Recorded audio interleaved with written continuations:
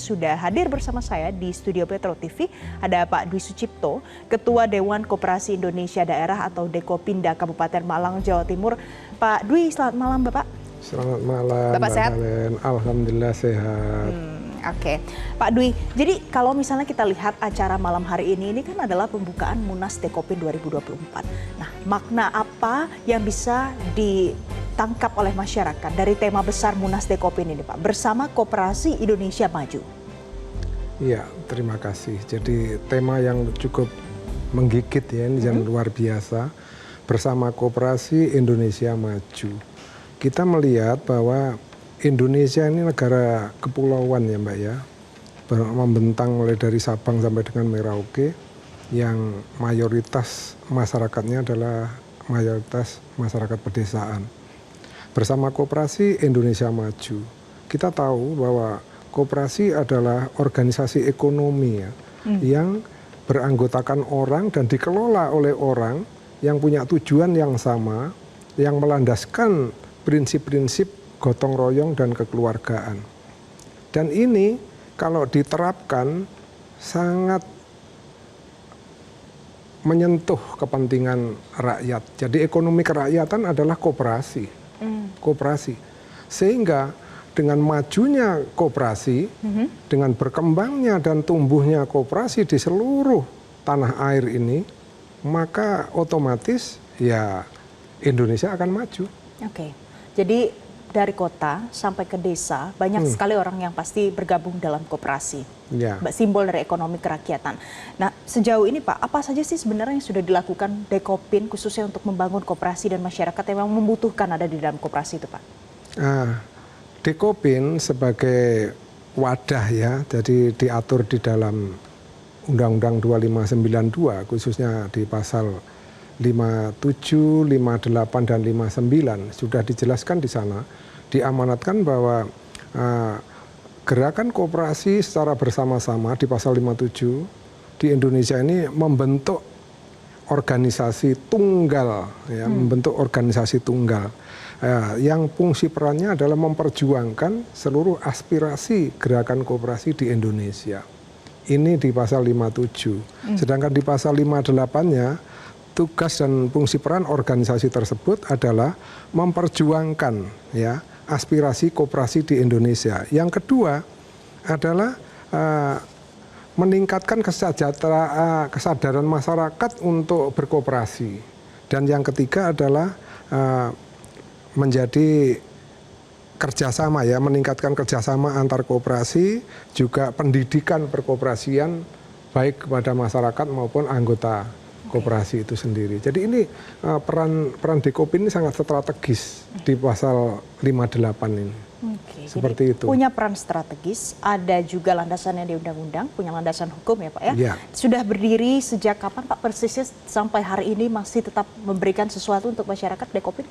Dekopin itu berdiri sejak adanya Kongres Koperasi yang pertama tanggal 12 Juli 1947 di Tasikmalaya. Nah, itu lahirlah Dewan Koperasi Indonesia, disingkat DKI. Baru setelah itu ada Kongres Koperasi yang ke-10 tahun 1977, berubahlah nama DKI menjadi Dekopin. Itu kalau kita mereplay ke belakang sejarah Dekopin. Jadi Dekopin lahir itu sejak Kongres Koperasi yang pertama di Indonesia, yang sampai hari ini diperingati sebagai Hari Koperasi Indonesia. Ya, Hari Koperasi Nasional Indonesia itu tanggal 12 Juli. Itu antara lain berdasarkan hasil kongres yang pertama. Jadi dari 1947 sampai sekarang masih ada, masih bisa diikuti oleh masyarakat dan juga berdampak untuk masyarakat. Tapi Pak, perkembangannya bagaimana? Dari hari pertama kemudian diresmikan Dewan Koperasi Indonesia sampai hari ini, ada perkembangan pasti signifikan ya Pak ya? Ya, jadi yang jelas begini Mbak, kalau di Undang-Undang 2592 diatur di pasal 57, 58, dan 59 seperti saya sebut tadi. Di anggaran dasar Dekopin sendiri, di pasal 59 itu disebutkan bahwa organisasi sebagaimana disebut di pasal 57 itu harus disahkan oleh pemerintah. Maka anggaran dasar Dekopin itu mutlak harus disahkan oleh pemerintah. Anggaran dasar Dekopin yang sampai hari ini berjalan, ini adalah anggaran dasar sesuai dengan Kepres nomor 6 tahun 2011. Ya. Itu yang kita gunakan sebagai acuan sampai dengan hari ini. Jadi Dekopin ini payung hukumnya ada 2, Undang-Undang 2592, Pasal 57, 58, dan 59, dan anggaran dasar anggaran rumah tangga Dekopin sesuai dengan Kepres nomor 6 tahun 2011. Yang saat itu di tanggal 10 Maret kalau tidak salah ya disahkan oleh Pak Presiden SBY. Sampai hari ini belum tergantikan itu. Baik. Anggaran dasar itu masih berjalan. Jadi AD/ART-nya masih sama. Masih pakai yang itu. Mungkin publik masih ingat Pak, awal Desember pemirsa tahun 2024, Dewan Koperasi Indonesia juga sudah menggelar yang namanya Musyawarah Nasional ya Pak ya. Berlokasi di Asrama Haji di Pondok Gede, Jakarta Timur. Tapi kali ini juga ada lagi munasnya. Jadi sebenarnya alasannya mengapa Pak ada 2 kali dilakukan? Iya, jadi begini Mbak, kita tahu ya bahwa sejak digelarnya Munas itu, hari-hari berikutnya juga ada gelaran Munas susulan, yang akhirnya bahasa saya selaku praktisi koperasi di daerah ya, di Kabupaten Malang, di lapangan ini banyak yang resah. Melihat ada 2 matahari dalam satu galaksi gitu. Jadi anggota kita ini kan juga di medsos juga mengikuti terus. Loh kok ada Dekopin lagi gitu. Ada Dekopin lagi. Padahal sebagaimana diatur di pasal 1 ya, ayat 2 di Kepres 6 2011 itu sebagai acuan Mbak. Jadi kita menggunakan anggaran dasar yang disahkan oleh pemerintah itu adalah sesuai Kepres 6 2011. Itu di pasal 1 ayat 2 disebut bahwa Dekopin adalah organisasi tunggal, gerakan koperasi yang bersifat tunggal, ideal, dan otonom. Mohon izin saya sebut berulang-ulang ini ya. Jadi di pasal 1 ayat 2 anggaran dasar sesuai Kepres 6 2011 itu disebut bahwa Dekopin adalah organisasi tunggal gerakan koperasi yang bersifat tunggal, ideal, dan otonom. Artinya apa? Kalau kita sebagai warga negara yang baik, taat pada regulasi, dan kebetulan mohon izin ya, saya sendiri di Jawa Timur, ini sampai dengan hari ini saya masih ditunjuk sebagai tim kajian regulasi koperasi. Jadi sejak tahun 2013 kita juga pernah jadi saksi di MK untuk gugatan masalah Undang-Undang 17 2012 ya, yang akhirnya pada tanggal 28 Mei 2014 diputus oleh MK seluruh pasal dari Undang-Undang 17 2012 tentang perkoperasian ya, itu batal demi hukum dan akhirnya kembali ke Undang-Undang 25. Sampai dengan hari ini saya masih ditugasi sebagai tim 11 ya untuk kajian regulasi. Oleh karena itu, orang seperti saya ini sangat patuh dan hormat kepada regulasi. Ini penting ini penting saya sampaikan ya. Jadi bahwa di situ bahwa Dekopin adalah organisasi tunggal ya. Yang beranggotakan gerakan koperasi yang bersifat tunggal. Jadi ini tidak boleh ada 2 gitu loh maksudnya. Jadi yang Munas yang diselenggarakan kali ini adalah yang sesuai dengan undang-undang AD/ART. Begini Mbak. Jadi ya setelah muncul seperti Mbak Valen sampaikan tadi, kok ada lagi ya, kemarin juga ada, kok ada lagi. Maka kami yang dari grassroots ya, yang paling bawah ya, Dekopin ini sebenarnya penggerak utamanya di kabupaten kota ini. Karena apa? Kita membawai hampir 1.400 koperasi loh Mbak. Gerakan koperasi saya di baik primer maupun sekunder ada 1.387. Aspirasi dari grassroots selama ini bagaimana? Bersentuhan dengan langsung dengan banyak gerakan koperasi dan mengeluh sesuai dengan Undang-Undang 25 yang sekarang masih berjalan, pasal 57 itu seluruh gerakan koperasi di Indonesia membentuk organisasi tunggal. Organisasi tunggal loh Mbak.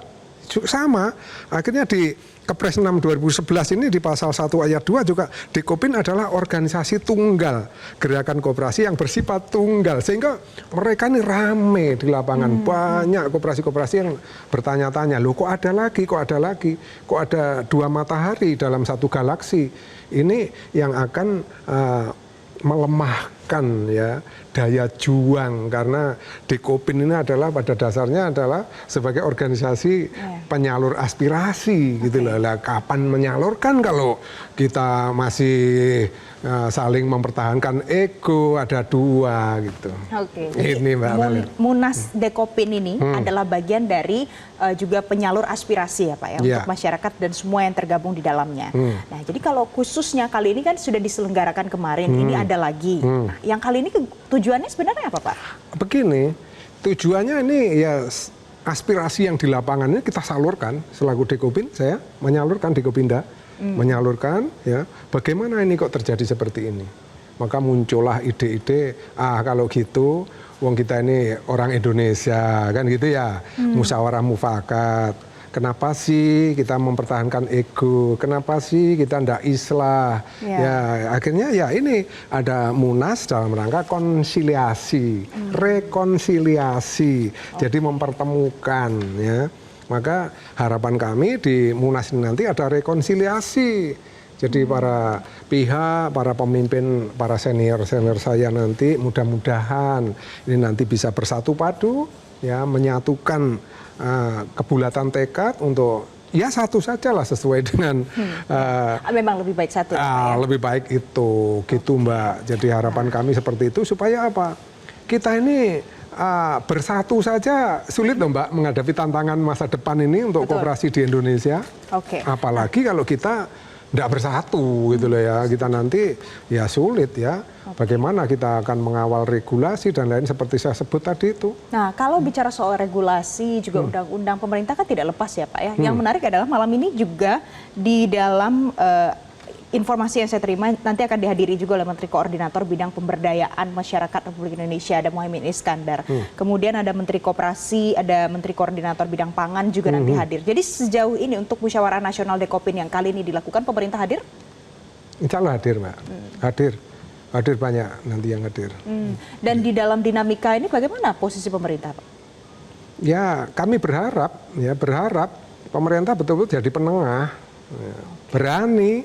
harus berani pemerintah nanti bahwa ini tidak boleh bercerai-berai, Anda harus bersatu. Harapan kami begitu, ya tidak elok dilihat dari bawah kan gitu. Nah ini tantangan kita ke depan ini ya, kita ini masih kesulitan juga loh menghadapi generasi milenium ini ya. Jadi pemuda-pemudi ini masih sulit diajak berkooperasi. Apa itu kooperasi? Tontonannya apalagi kalau seperti itu ya, kita melihat koperasi-koperasi yang tidak menontonkan iklim ekonomi yang bagus ya. Ini menjadi presiden buruk ya bagi generasi yang akan datang. Harapan kami menjadi contoh lah nanti. Jadi ada tantangan juga kalau mungkin generasi milenial, kemudian generasi setelahnya yang juga mau diajak untuk bergabung di dalam koperasi. Anda kan jadi salah satu yang sudah berpengalaman ya Pak ya, untuk Dekopinda di daerah.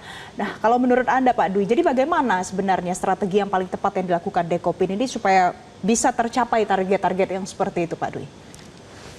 Dekopin ya, sejak lahir Dekopin itu ada fungsi dan peran yang vital menurut saya. Ya ada 3 ya.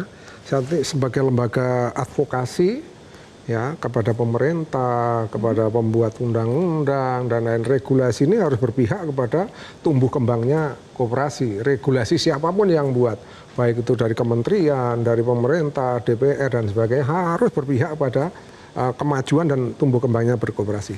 Ini advokasi. Yang kedua adalah edukasi. Edukasi ini peran Dekopin memberikan edukasi kepada masyarakat maupun kepada anggota koperasi terkait dengan pemasyarakatan koperasi. Dan yang ketiga adalah peran fasilitasi, kerjasama antar koperasi, koperasi dengan badan usaha, baik itu di level nasional maupun internasional.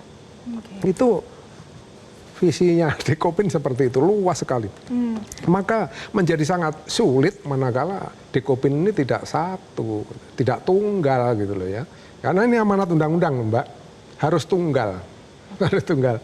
Jadi kami berharap yang ada di grassroots ini memohon agar nanti itu ya saling menurunkan ego lah ya. Jadi demi untuk kepentingan yang lebih besar, kemajuan koperasi Indonesia.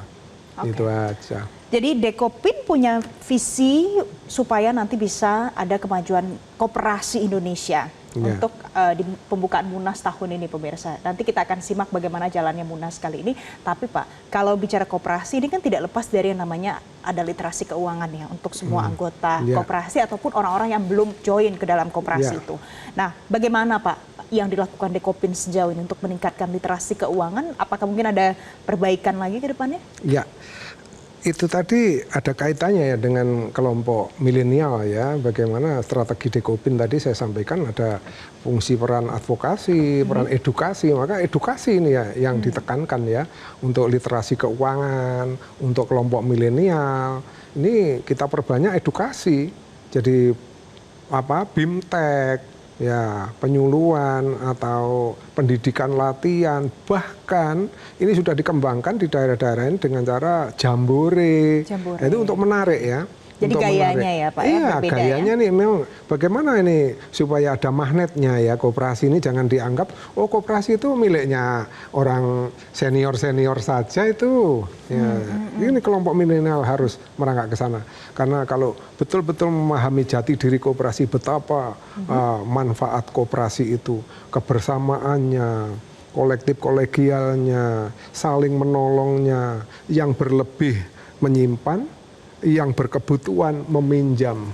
Jadi ini luar biasa, luar biasa. Kalau sejauh ini Pak, sudah adakah mungkin generasi yang masuk ke dalam kategori milenial, anak-anak muda, Gen Z mungkin join di dalam Dekopin, masuk jadi bagian koperasi Indonesia? Sudah ada Mbak. Saya ambil contoh di Blitar itu, ada koperasi peternak ayam, itu anak-anak muda sudah ikut di sana. Bahkan di koperasi-koperasi wanita ini yang banyak muda, ya, ibu-ibu muda itu ya banyak sekali itu di Jawa Timur itu waktu 2009-2010 itu digulirkan oleh Gubernur Pak Dekarwo ya waktu itu. Itu masing-masing koperasi wanita itu diberi hibah 25 jutaan. Sekarang ada yang sudah mencapai 3 miliar, ada yang 4 miliar. Ini luar biasanya kelompok muda ibu-ibu ini. Ini melalui koperasi wanita. Nah itu salah satu contohnya ya Pak ya. Jelajahi cara baru mendapatkan informasi. Download Metro TV Extend sekarang.